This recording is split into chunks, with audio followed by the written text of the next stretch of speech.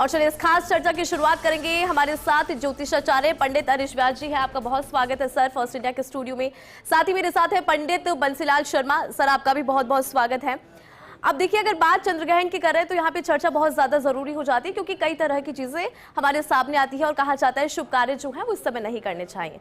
पंडित जी, अनिश व्यास जी, अगर मैं आपसे जानना चाहूँ, क्योंकि कई तरह की बातें सामने आती है जब हम चंद्रग्रहण की बात करते हैं, सूतक की बात सामने आती है। सबसे पहले आसान शब्दों में समझाइए, जो हमारे दर्शक हमें देख रहे हैं, कि क्या है चंद्रग्रहण। देखिए, इसके पीछे एक बहुत पौराणिक कहानी है जी। जब देवता अमृतपान कर रहे थे, उस समय स्वर्भानु नाम का एक राक्षस भेष बदल के देवताओं की लाइन में आ गया और उसने अमृतपान कर लिया। सूर्य और चंद्रमा इन दोनों ने मिलकर भगवान विष्णु को बता दिया कि ये एक राक्षस है और इसने अमृत पी लिया है। भगवान विष्णु ने सुदर्शन चक्र चलाया और उसका धड़ अलग हो गया। ऊपर का भाग राहु कहलाया और नीचे का भाग केतु कहलाया। जी।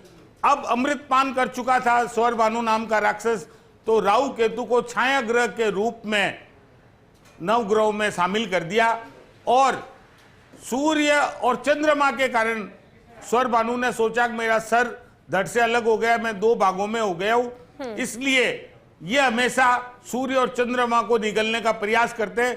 इसलिए हमारे जीवन में सूर्य ग्रहण और चंद्र ग्रहण होता है। और आज जब चंद्र ग्रहण है तो 12:57 से सूतक काल आरंभ हो गया है। बिल्कुल। सूतक काल में हमें सबसे ज्यादा गर्भवती महिलाओं को ध्यान रखने की आवश्यकता है, छोटे बच्चों को ध्यान रखने की आवश्यकता है और अधिक से अधिक संख्या में आप अपने भगवान, अपने इष्ट का जाप करें, मंत्र जाप करें, नाम जप करें और किसी को परेशान नहीं करें। जहां तक हो सके नुकीली वस्तुएं, कैंची, चाकू, इनको नहीं छुए। इसके अलावा खाने पीने की वस्तुओं से परहेज करें। लेकिन अगर कोई बीमार है, कोई गर्भवती है या कोई बच्चा है तो उनको खाने से छूट है, उनको परहेज करने से छूट है। लेकिन आप अपने पानी का स्थान या खाने पीने की सामान में या तो डाब या तुलसी पत्र जरूर रखें। और ये ग्रहण हमारे सबके लिए महत्वपूर्ण है, क्योंकि 15 दिन में 2 ग्रहण होंगे। आज श्राद्ध पक्ष आरंभ भी हुआ है, आज पूर्णिमा का श्राद्ध है और जब श्राद्ध 21 सितंबर को खत्म होंगे उस दिन सूर्य ग्रहण है।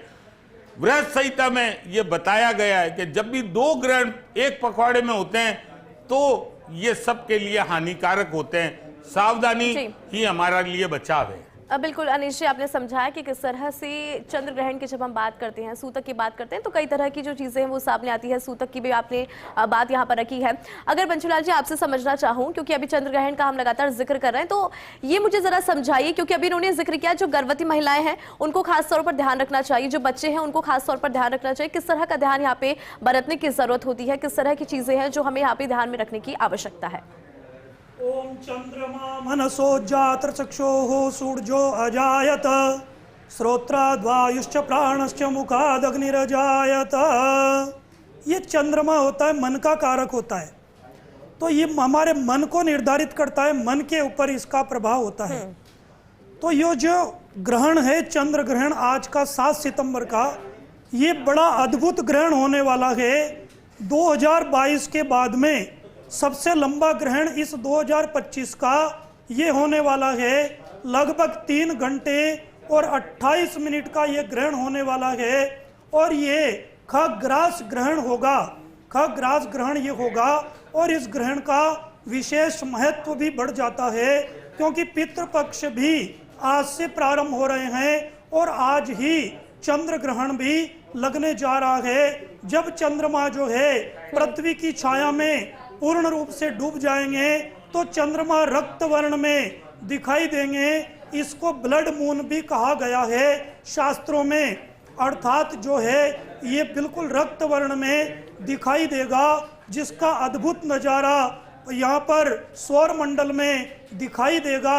आपने पूछा है कि किस किस को, तो गर्भवती महिला को कभी भी इस ग्रहण को नहीं देखना चाहिए और अपने पास में एक श्रीफल रखना चाहिए ताकि गर्भ की रक्षा हो और गर्भ की सुरक्षा हो। और जो इसमें ग्रहण के काल में सूतक काल जब से प्रारंभ हो गया, सूतक काल के प्रारंभ होने के बाद में बच्चों को छोड़ करके और वृद्धों को छोड़ करके, बीमारों को छोड़ करके किसी भी स्वस्थ व्यक्ति को भोजन पानी नहीं ग्रहण करना चाहिए, ना ही आचार का निर्माण करना चाहिए, ना ही भोजन बनाना चाहिए। और अपने घर में किचन में, भोजन की वस्तुओं में, मिष्ठान्न में आप कुशा डाल सकते हैं। उसमें जो डाब होती है, जो कुशा आप हर जगह घर में आपको डालना आवश्यक होती है, ताकि उसके प्रभाव से कोई अशुद्धि नहीं होती है। कुशा जो है अशुद्धि से इसकी रक्षा करती है। इस प्रकार से यदि आप सावधानी बरतते हैं, क्योंकि ये 3 घंटे और 28 मिनट का ये चंद्र ग्रहण लगने वाला है। 9:57 से रात्रि 1:26 तक ये ग्रहण रहेगा और रात्रि 11:41 पर इस ग्रहण का जो है मध्य भाग होगा और मोक्ष इस ग्रहण का रात्रि 1:26 का होगा। तो इसको अवसर के रूप में देखें और इसमें जो है अपने इष्ट के जप करें, गायत्री के जप करें, इसमें पूजा पाठ करें। और इसमें किसी भी प्रकार से आपको सोना भी नहीं है और इसमें व्यर्थ के वार्तालाप नहीं करनी है और किसी की निंदा नहीं करें, झूठ नहीं बोलें और दुर्व्यसनों से इस समय में आप बचें, ताकि आपको अधिक से अधिक इस ग्रहण का लाभ मिल सके। क्योंकि ये बड़ा ही अद्भुत ग्रहण होने वाला है, बड़ा लंबा ग्रहण होने वाला है और इसको अवसर के रूप में परिवर्तन करें और सभी साधक बन जाएं और आज के दिन का पूरा लाभ उठाने की कोशिश करें। बिल्कुल बंसीलाल जी, मैं आपसे ये समझना चाहूंगी, क्योंकि आपने यहाँ पे जिक्र किया कि इस चंद्र ग्रहण में जो है किसी की निंदा नहीं करनी चाहिए, बहुत सी बातें हैं जो आपने यहाँ पे समझाई। लेकिन अगर ऐसा हो कि कोई चंद्र ग्रहण को देख ले, उस स्टेज के अंदर क्या करना चाहिए? क्या इसको लेकर भी कोई उपाय होते हैं? क्योंकि अगर कई बार होता है कि गलती से अगर किसी ने चंद्र ग्रहण को देख लिया, उसका इम्पैक्ट क्या पड़ता है? और दूसरी बात, क्या उसका कोई उपाय भी हमारे यहाँ पर होता है? बहुत ही अच्छा आपका प्रश्न है। सभी दर्शकों के लिए आपने बहुत ही सुंदर प्रश्न किया है। तो आप देख लीजिए, ग्रहण को देखने से कोई नुकसान नहीं है, परंतु ये जो ग्रहण है ये कुंभ राशि के ऊपर पड़ने जा रहा है और पूर्वा भाद्रपदा नक्षत्र के ऊपर ये ग्रहण पड़ने जा रहा है। तो आप मान करके चलें, कुंभ राशि वालों को कभी भी भूल कर भी इस ग्रहण को नहीं देखना है। बाकी राशि वाले इस ग्रहण को देख सकते हैं, कोई समस्या नहीं है। बाकी कुंभ राशि वालों को इस ग्रहण को नहीं देखना है, क्योंकि कुंभ राशि होती है ये शनि की राशि होती है, जनता से जुड़ने वाली राशि होती है और इस राशि में ग्रहण पड़ रहा है। तो आप मान करके चलें कि संसद में और पुराने कानूनों में बदलाव होने की संभावना रहेगी और पूर्वा भाद्रपदा नक्षत्र भी जो होता है इसको बृहस्पति प्रभावित करता है। बृहस्पति का ये पूर्वा भाद्रपदा नक्षत्र है, तो पूर्वा भाद्रपदा नक्षत्र भी पुराने से नए की ओर ले जाता है। तो आप देख करके चलें, आने वाले कुछ समय में हमारे संसद में भी पुराने कानून जो सरकार लाई थी उनमें परिवर्तन आ सकता है। कई विधेयकों में भी बदलाव होने की संभावना बन सकती है और राजनीतिक भूचाल भी आने की संभावना बन सकती है। क्योंकि आप मान करके चलें कि 1 महीने में 2 ग्रहण पड़ेंगे, अगला ग्रहण भी अमावस को सूर्य ग्रहण होगा और ये चंद्र ग्रहण यानी कि 15 दिन में 2 ग्रहण और फिर श्राद्ध पक्ष में षष्ठी और सप्तमी भी एक हो रही है। इसीलिए इस ग्रहण का बड़ा प्रभाव हो सकता है। भूकंप से जनहानि, धनहानि हो सकती है, आगजनी की घटनाएं हो सकती है, रेल दुर्घटनाएं हो सकती है, तूफान की संभावनाएं हो सकती है और वृष्टि से भी लोग परेशान हो सकते हैं। बिल्कुल अनिश व्यास जी, आपसे समझना चाहूंगी, क्योंकि यहाँ पे बंसीलाल जी ने जिक्र किया कि 15 दिन में 2 ग्रहण, इसको आप खुद कैसे देखते हैं? इसको कैसे समझाएंगे कि 15 दिन में जो 2 ग्रहण आ रहे हैं, चंद्र ग्रहण और फिर उसके बाद हम 15 दिन बाद देखेंगे सूर्य ग्रहण, इसका क्या इम्पैक्ट पड़ता है? और सूतक को यहाँ पर मैं आपसे विस्तार से समझना चाहूंगी, क्योंकि कहते हैं कि इस दौरान शुभ कार्य है वो नहीं करना चाहिए और जो हम खाने पीने की बात करते हैं उसका सेवन यहाँ पे बचना चाहिए, अगर कोई बीमार नहीं है तो उसको भी जरा समझाइए। और ये 15 दिन का जो पूरा राउंड रहने वाला है, जो पूरा क्लॉक रहने वाला है, इसको भी विस्तार से समझना चाहेंगे आपके द्वारा। देखिए, जब भी सूर्य ग्रहण और चंद्र ग्रहण 15 दिन में होते हैं तो देश दुनिया में बड़े बड़े हादसे हुए हैं। आपको पता होगा कि पिछले साल ही हमारे यहाँ मोरबी डैम का हादसा हुआ, उस समय भी 15 दिन में 2 ग्रहण हुए थे, सूर्य ग्रहण और चंद्र ग्रहण। उसके पहले भी अगर आप देखेंगे इतिहास में ऐसी कई घटनाएं हुई है जब 15 दिन में 2 ग्रहण हुए हैं और देश में बड़ी बड़ी घटनाएं हुई है, दुर्घटनाएं हुई है, यहाँ तक कि बड़ी बड़ी महामारी भी आई है। और 2 ग्रहण का असर इस बार जो होगा वो सर्वव्यापी होगा, यानी कि बड़ी दुर्घटनाएं, लड़ाई झगड़े, वाद विवाद, धर्म के नाम पर लोग बाग लड़ाई करेंगे, आतंकवाद एक बार फिर से बढ़ेगा, राष्ट्र आपस में लड़ेंगे और राजनीति में बड़ा कह सकते हैं भूचाल आएगा, यानी कि राजनीति में परिवर्तन का दौर आएगा। इसके अलावा कुछ दुखद घटनाएं हमको सुनने को मिल सकती है। ये दुखद घटनाएं राजनीतिक क्षेत्र से और मनोरंजन क्षेत्र से हमें मिलेगी। इसके अलावा जो प्राकृतिक आपदाएं हैं वह बड़े लेवल पर होगी। पहाड़ खिसकना, भूकंप आना या अतिवृष्टि होना, ये सब शामिल है। एक आपने मेरे से प्रश्न किया कि सूतक काल में क्या ध्यान रखना चाहिए। देखिए, हमारे यहाँ परंपरा से चलाई आ रही है कि जब भी चंद्र ग्रहण, सूर्य ग्रहण होता है तो 9 घंटे पहले सूतक काल आरंभ हो जाता है। बिल्कुल। ये सूतक काल इसलिए होता है कि हम लोग ग्रहण को समझे, ग्रहण से अपना बचाव करें और ग्रहण के दौरान हम मंत्र जाप करें, नाम जाप करें और कोई धार्मिक पुस्तक पढ़ें, यानी कि आप रामायण पढ़ सकते हैं, गीता पढ़ सकते हैं। इसके अलावा पंडित जी, मंत्र जाप का आपने जिक्र किया, मतलब कौन सा मंत्र जाप यहाँ पर वही करें? बता फिर रहा हूं सवाल। आपको। जैसे आप मंत्र कर सकते हैं, सर्व बाधा विनिर्मुक्तो धन धान्य सुतान्वित मनुष्यो मत प्रसाद देना भविष्यति न संशय। दुर्गा सप्तशती का ये मंत्र है। आप ओम नमः शिवाय का जाप कर सकते हैं। आप हनुमान चालीसा संकट मोचन का जाप करेंगे, क्योंकि ये ग्रहण इस बार कुंभ राशि और पूर्व भाद्रपद नक्षत्र में, कुंभ राशि शनि की राशि है और पूर्व भाद्रपद के स्वामी गुरु हैं। गुरु ज्ञान के कारक है और शनि कर्म के अनुसार हमें रिजल्ट देते हैं, इसलिए हमें किसी को परेशान नहीं करना है। सूतक के दौरान हमें ऐसा कोई भी आचरण नहीं करना है जो हमारे लिए खराब हो या हमारे आने वाली पीढ़ियों के लिए खराब हो जी। खासकर हमें नाखून नहीं काटने हैं, बाल नहीं काटने हैं। उसके अलावा हमें किसी प्रकार का नशा नहीं करना है, क्योंकि इन सब चीजों से जब आप बचेंगे और अपने ईश्वर का नाम जाप करेंगे तो आपको कहीं न कहीं ग्रहण से मुक्ति मिलेगी, आप पर ग्रहण का दुष्प्रभाव कम होगा। इसके अलावा हम खाने पीने की वस्तुएं अगर हम सही है तो हम उसका इस्तेमाल कम से कम करें। और ग्रहण समाप्ति के पश्चात ये सभी से मेरा निवेदन है कि ग्रहण समाप्ति के पश्चात आप गंगा जल 1-2 बूंद अपने नहाने की बाल्टी में डालकर जरूर स्नान करें और उसके पश्चात आप अपने ईश्वर के समक्ष अपने पूजा घर में सरसों के तेल का दीपक या घी का दीपक जलाएं और अगरबत्ती जरूर जलाएं और भगवान से प्रार्थना करें कि आपने हमारी रक्षा की, क्योंकि ईश्वर है तो हम में। और सबसे बड़ी बात, सूतक काल में जहां तक हो सके आप अपने घरों से बाहर नहीं निकलें और अगर आप कुछ नहीं कर सकते हैं तो आप एक जगह बैठकर ध्यान करें।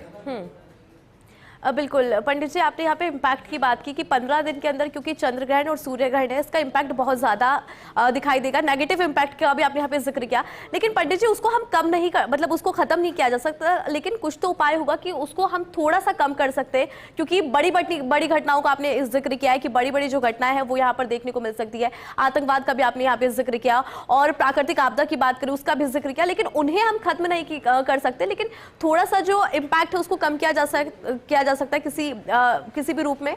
जी, आपने बहुत अच्छा प्रश्न किया है। देखिए, सावधानी ही बचाव है और परेशानी या समस्या कितनी भी ताकतवर क्यों न हो, उसका निवारण ही सबसे बड़ा उपाय है। इसलिए आप हनुमान चालीसा का जाप करें, संकट मोचन का जाप करें, यानी कि पढ़ें, नहीं हो तो आप सुन भी सकते हैं। इसके अलावा अगर हो सके तो आप दुर्गा सप्तशती के कुछ मंत्रों का जाप करें, ओम नमः शिवाय की माला करें, हन पवन नंदनाय स्वाहा का जाप करें, ओम हनुमंते नमः का जाप करें और अगर हो सके तो आप कृष्ण के ओम कृष्णाय वासुदेवाय मंत्र का जाप करें। लेकिन आप अपने आचरण को सही रखें, आप किसी के प्रति राग द्वेष नहीं रखें और किसी को बेवजह परेशान नहीं करें। मूक बधिर प्राणी जो होते हैं, पशु जो होते हैं पक्षी होते हैं उनके चारे और दाने की व्यवस्था करें और अच्छा आचरण करें, क्योंकि ईश्वर आपके कर्म देखता है। इसलिए आप जैसा कर्म करेंगे वैसा आपको रिजल्ट मिलेगा। और ईश्वर की आराधना सभी दोषों को दूर करती है, नष्ट करती है। इसलिए आप ईश्वर की आराधना करें, आपके संकट वैसे ही टल जाएंगे। बिल्कुल बंसीलाल जी, आपसे समझना चाहूंगी क्योंकि कुंभ राशि का आप दोनों ने ही जिक्र यहाँ पर किया है कि उस पर यहाँ पे फिर भी प्रभाव है। ऐसे में जो कुंभ राशि के जातक है उनको किस तरह से पूजा अर्चना करनी चाहिए, और उनके अलावा जो अलग अलग राशि के जातक है क्या उनके लिए भी कोई विशेष रूप से पूजा अर्चना है? बहुत अच्छा आपने प्रश्न किया है। वैसे तो सभी लोगों को आज का लाभ उठा करके साधना करनी चाहिए, अपने इष्ट देव की आराधना करनी चाहिए, गायत्री के जप करें, हनुमान चालीसा के पाठ करें, क्योंकि आज जो भी आप मंत्र जप करते हैं, पाठ करते हैं, साबर मंत्रों के जप करते हैं, तो वो शीघ्र से शीघ्र आपके सिद्ध हो जाते हैं। आपने पूछा कि कुंभ राशि वालों के ऊपर क्या इफेक्ट रहेगा, तो मैं पूरी 12 राशियों के ऊपर सूक्ष्म रूप से आपको बता देता हूँ। मेष राशि वालों के लिए 11वें स्थान का जो है ये ग्रहण पड़ेगा, तो इनके लिए लाभ की स्थितियां बनेगी, इनकी आमदनी बढ़ेगी। वृष राशि वालों के लिए राजनीतिक पद प्रतिष्ठा में वृद्धि होगी, इनके कैरियर में बड़ा लाभ मिल सकता है। मिथुन राशि वालों के लिए भाग्य में वृद्धि हो सकती है। कर्क राशि वालों के लिए कुछ समस्याएं आ सकती है, माता के स्वास्थ्य का विशेष ध्यान रखें। सिंह राशि वालों के लिए रिश्तों में कड़वाहट आ सकती है। कन्या राशि वालों के लिए शत्रुओं के ऊपर विजय पा सकते हैं, तो बगलामुखी के जप करें। तुला राशि वालों के लिए भी ये ग्रहण ठीक ठाक मिश्रित फलदायक रहेगा, परंतु वृश्चिक राशि वालों के लिए चतुर्थ भाव के ऊपर होने से ये ग्रहण बड़ा ही अनिष्टकारी रहेगा और इनको जो है स्वास्थ्य के प्रति विशेष ध्यान रखना होगा। धनु राशि वालों के लिए पराक्रम में वृद्धि होने वाली है, भाइयों का सहयोग मिल सकता है। मकर राशि वालों के लिए कुटुंब जनों से परेशानी हो सकती है और कुंभ राशि वालों के लिए विशेष परेशानी हो सकती है, क्योंकि कुंभ राशि वालों के लिए ये ग्रहण कुंभ राशि के ऊपर ही पढ़ने जा रहा है। इसीलिए हनुमान जी की आराधना करें, शनि के जप करें, शनि के पाठ करें, शनि कवच के पाठ करें। और मीन राशि वालों के लिए 12वें स्थान पर यह ग्रहण रहेगा, तो इनके खर्चों में वृद्धि होने वाली है, अपव्यय की संभावना बनेगी और इनके लिए ये ग्रहण शत्रुओं से भी परेशानी दे सकता है। इसीलिए बजरंग बाण के पाठ करें, बगलामुखी के जप करें। बगलामुखी के जप जो भी व्यक्ति अपने शत्रुओं से परेशान हैं, ओम लीम बगलामुखी सर्वदुष्टानां वाचम मुखम पदम स्तंभे जिह्वाम किले बुद्धि विनाशाय लीम ओम फट स्वाहा। इस मंत्र के जप सभी लोग यदि शत्रुओं से परेशान हैं तो वो करें। जिनके व्यापार में बड़ी समस्याएं आ रही है तो 3.5 घंटे बैठ करके श्री सूक्त के पाठ करें। जो कर्ज से परेशान हैं तो वह ऋण मोचक मंगल स्तोत्र के पाठ करें। और जिनके घर में कोई बीमार है तो वो व्यक्ति दुर्गा सप्तशती का रोगान शेषान पहंचि तुष्टा रुष्टा तुकामान सकलान विष्टान त्वाम आश्रितानाम न विपन्नराणाम त्वाम आश्रिताम आश्रयताम प्रियांति। इस मंत्र का जप करें और आप देखेंगे अगले 7 दिन में आपको जबरदस्त इसका चमत्कारिक रिजल्ट मिल सकता है। जिन कन्याओं के विवाह में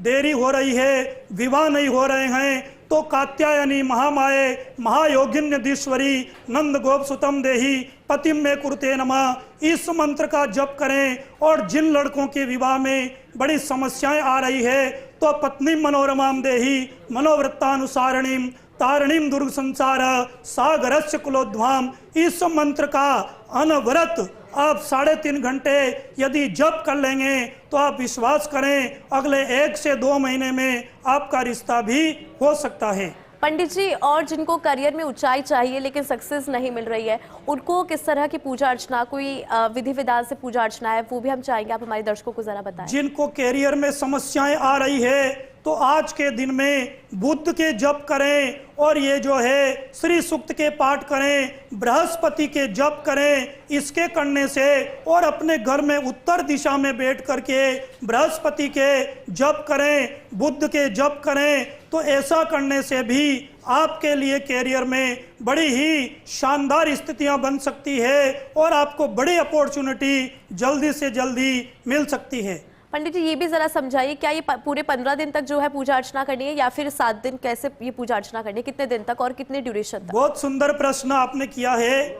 ये पूजा मात्र आपको रात्रि में 3 घंटा 28 मिनट यानी कि 9:57 से रात्रि 1:26 तक करनी है। और जब आप पूजा करने के लिए, मंत्र जप करने के लिए आप बैठें तो स्नान करके बैठें और जब उठें तो भी स्नान करके ही आप उठें। और सुबह उठ करके आपको दान पुण्य भी करना है, वस्त्र दान करना है, अन्न दान करना है और यथाशक्ति जरूरतमंद लोगों को आप दान करें, गौ दान करें, वस्त्र दान करें। इस प्रकार से यदि आप करते हैं तो आपकी मनोकामना भी पूरी होगी और आपको ग्रहण से डरने की आवश्यकता नहीं है। यदि आप जप कर लेते हैं, पूजा कर लेते हैं और 3.5 घंटे यदि आप सोते नहीं हैं और मन से सारे दुर्व्यसनों को निकाल करके यदि आप ये काम कर लेंगे तो आपको बिल्कुल भी इस चंद्र ग्रहण से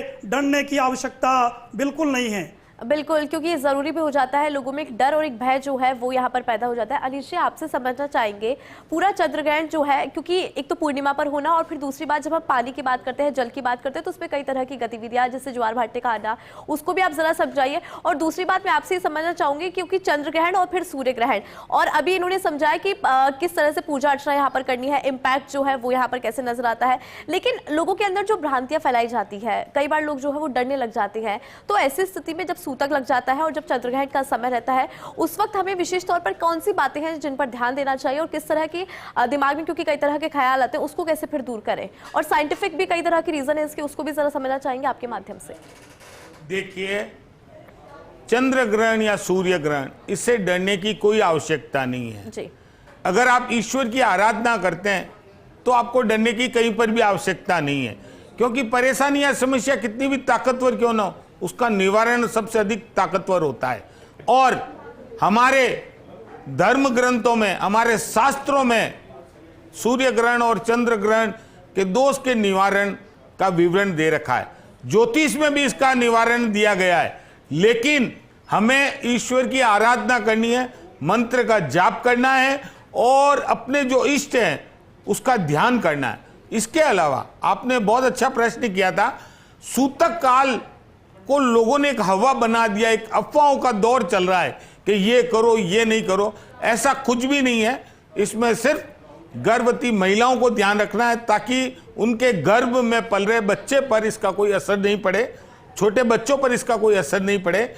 और जो बीमार हैं उनको सूतक काल में अगर दवाई लेनी है तो वह दवाई ले सकते हैं, अपना भोजन कर सकते हैं। लेकिन अगर आप बीमार हैं तो आप बैठे बैठे अपने ईश्वर का नाम ले सकते हैं। आप हनुमान चालीसा पढ़ नहीं सकते तो सुन सकते हैं, आप संकट मोचन का पाठ सुन सकते हैं, पढ़ सकते हैं। नहीं तो आप ओम नमः शिवाय, श्री राम जय जय राम का भी आप जाप कर सकते हैं। आप अपने ईश्वर से संबंधित कुछ भी जाप कर सकते हैं। आप सुंदरकांड का पाठ सुन सकते हैं, आप माता की आराधना कर सकते हैं।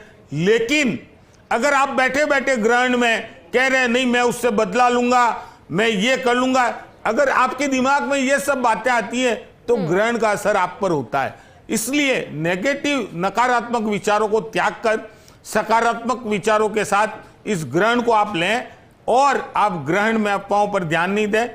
अपने घर में रहकर आप ईश्वर की आराधना करें और कुशा यानी डाब और तुलसी पत्र का प्रयोग करें। बिल्कुल, जहां तक हो सके अगर आप स्वस्थ हैं तो आप जो रात्रि में 3 घंटे 28 मिनट का समय है उसमें आप सोए नहीं, उसमें आप किसी तरह की कोई मनोरंजक बातें नहीं करें या मनोरंजन के कोई वस्तु नहीं देखें। आप सिर्फ ईश्वर के जाप करें। अगर आप कुछ नहीं करें तो रामायण महाभारत लगाकर देख लें, आप श्री कृष्ण का कोई सीरियल लगाकर देखें, लेकिन आप ईश्वर से संबंधित कुछ न कुछ काम करें। इस ग्रहण का आप पर कोई असर नहीं होगा। और सूर्य ग्रहण जो 21 सितंबर को लग रहा है वह भारत में दिखाई नहीं देगा। चंद्र ग्रहण इस साल का ऐसा ग्रहण है जो पूर्ण रूप से भारत में दिखाई देगा, इसलिए कुछ राशियों पर इसका असर भी होगा। लेकिन आप ईश्वर की आराधना करें और ग्रहण के पश्चात अगर आप दान कर सकते हैं तो आप दान अवश्य करें, क्योंकि दान सबसे सर्वोत्तम साधन है ग्रहण से बचाव का। बिल्कुल सही कहा अनीश जी आपने, क्योंकि ईश्वर की आराधना ही एकमात्र उपाय है, क्योंकि उससे बड़ी शक्ति तो फिर क्या। बहुत शुक्रिया अनीश जी आपका, बहुत ही महत्वपूर्ण जानकारी आपने साझा करी। बंसीलाल जी आपका भी बहुत शुक्रिया, आपने हमारे दर्शकों को ये समझाया कि इस पूरे ग्रहण का इम्पैक्ट क्या है, इसका प्रभाव क्या है। हालांकि उसके प्रभाव को हम खत्म नहीं कर सकते, लेकिन कुछ उपाय है वो करके हम, जैसे कि ईश्वर की आराधना, क्योंकि उससे बड़ी शक्ति कुछ नहीं है। और आपको जानकारी ये भी दे दें कि हिंदू पंचांग की जब हम बात करते हैं तो उसके अनुसार चंद्र ग्रहण हमेशा पूर्णिमा तिथि की रात को लगता है। तो आज चंद्र ग्रहण होने वाला है। हालांकि उससे पहले जिस तरह के उपाय पंडित जी ने बताया, ईश्वर की अगर आप आराधना करेंगे तो बहुत सारी चीजें हैं जिससे बचा जा सकता है। फिलहाल के लिए इतना ही, मुझे दीजिए इजाजत, नमस्कार।